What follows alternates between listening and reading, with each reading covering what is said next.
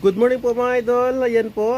So update po tayo dito sa ating pond kung saan, ayan, nagpakawala po tayo ng ating 3,000 tilapia fingerlings.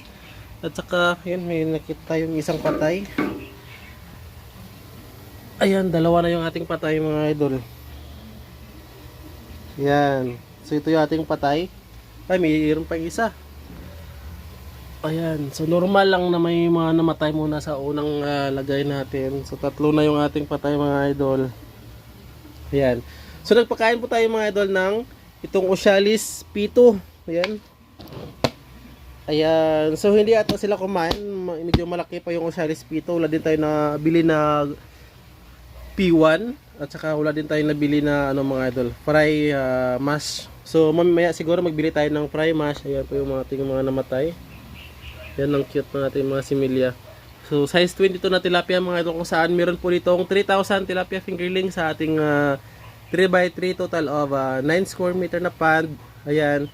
At saka medyo dominate pa yung pagka-greenish nating tubig dahil before pa man tayo nag-load dito ng ating mga probiotics.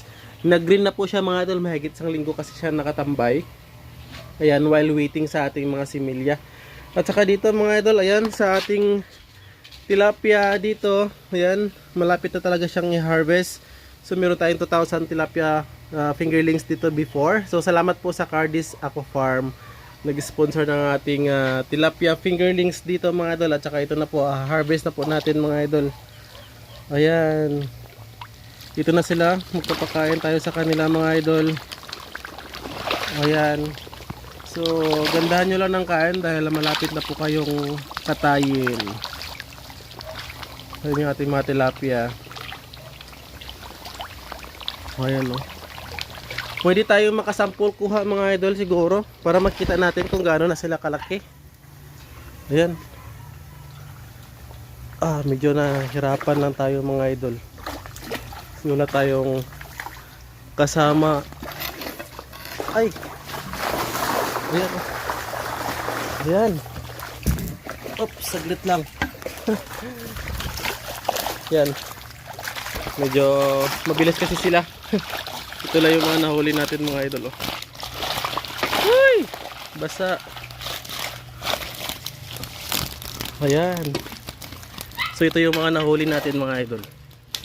Saan ba natin silang ilalagay na makikita natin? Ayan, dito siguro para hindi sila mag sa lupa. Yan. So ito na yung ating mga tilapia mga idol. Yan. Ganito na sila kalaki. Yung ating tilapia yan. About to harvest siguro. Titimbang natin dito. Bibili tayo ng bagong pangtimbang natin mga idol. Yan. Pero may mga maliliit pa rin mga idol. Oh. Yan. Ito na siya. So wala tayo kasing kasamang naghuli. Medyo mahirap siyang maghuli na may hawak ng kamera. Saglit lang mga idol. Babalik ko muna.